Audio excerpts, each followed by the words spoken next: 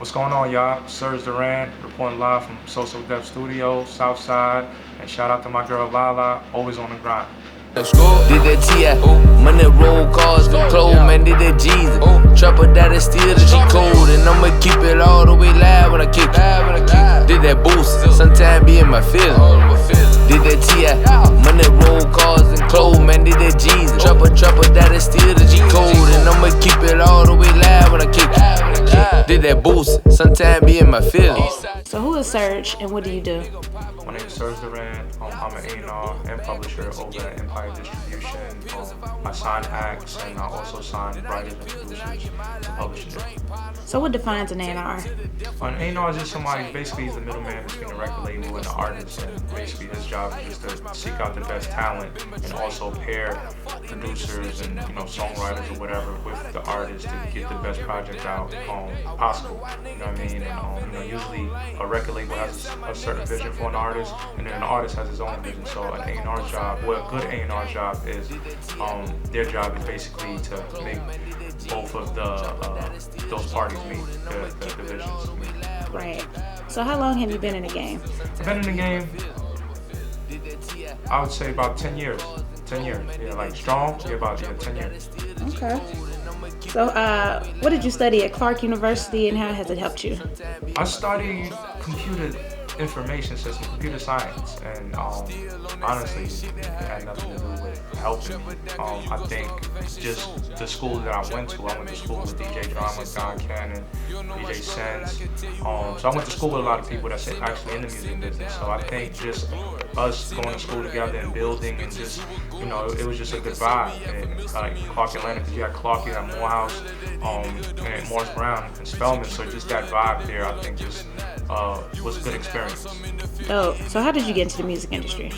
Actually, it's crazy. Like I had no intentions of being in the music industry. I'm originally from New York, and I came down here in 1999 as a basketball player, and it just so happens Mace had just retired from rap that same year, and he was trying to humble himself, so he was going to Clark Atlanta University too, and we were on the basketball team, and we just kind of became best friends. But he was doing his church thing at the time, and when he decided to come back to do music again, he called on me to be his assistant, and that was my introduction into the business. And he showed me how to basically make a dollar and taught me everything. So that's big. It kind of just fell in my lap.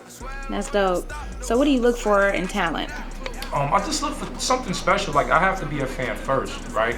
So with artists, I'm interested in artists that can actually write good songs, good hook guys, and just material, like just subject matter, because that's lacking. Like it seems like now in the music business, there's just a lot of like cookie cutter. Everybody's saying the same thing. So I look for artists that actually has something to say and just has a good message. Or if they don't have a good message, then it's just something special about them that I'm a fan of. I have to be a fan first. Right. Okay. So kind of discuss working with Jermaine Durpi. JD, that's my guy. He gave me my first job in the music industry. Like my first official, I guess music executive job. He had a publishing company called Distribution A&R, which was through EMI, and basically he called on me to basically be his his creative director of A&R, and my job was just to sign writers and producers, and also he already had Nitty signed. He had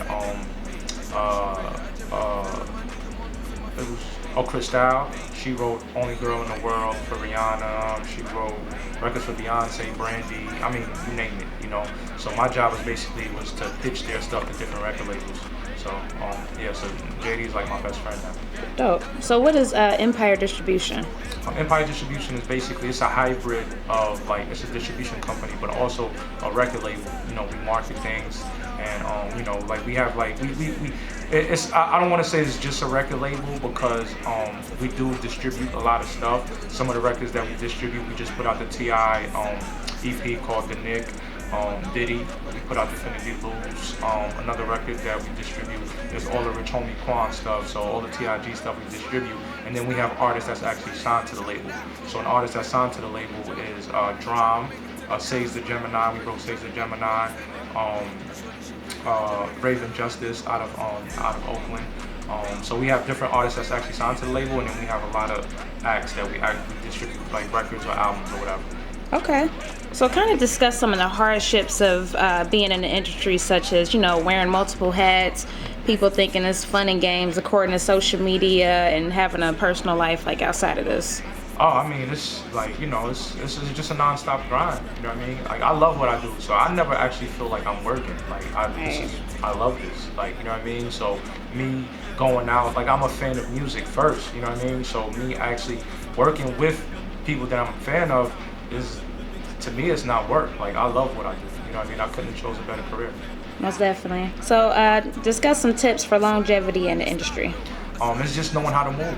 You just gotta affiliate yourself with talent. You know what I mean? As an A&R, like, there's different hats that people wear, but just as an A&R, just a music executive, you just gotta affiliate yourself with top tier talent all the time, and just build a good reputation for yourself. Because like, some people think that you gotta lie, cheat, and steal to get to the top. And a lot of those people, they actually don't, you get shunned and nobody want to deal with you. When you get to the point where, you done did everybody wrong and nobody want to deal with you, then, you know what I mean? You just get stuck. And like, so I always say, keep your reputation good, do good business. Right. That's real. So what's next for Serge? Just continuing to grow. I'm always looking for the next big act. That's my dream, really, to kind of just find the next phenomenon. You know what I mean? Whether it's the next Eminem or the next Nelly 50, like, you know what I mean? Like, I'm trying to sign an artist that could sell 30 million, you know what I mean? Plus, you know what I mean? And those are acts that sold 30 million plus, you know what I mean? So just looking for that, and also, probably just building my own brand, and like I said, producers, I mentioned different producers and stuff like that too, songwriters. So just affiliate myself with just top tier talent. That's it, and just growing as an executive and also as a businessman.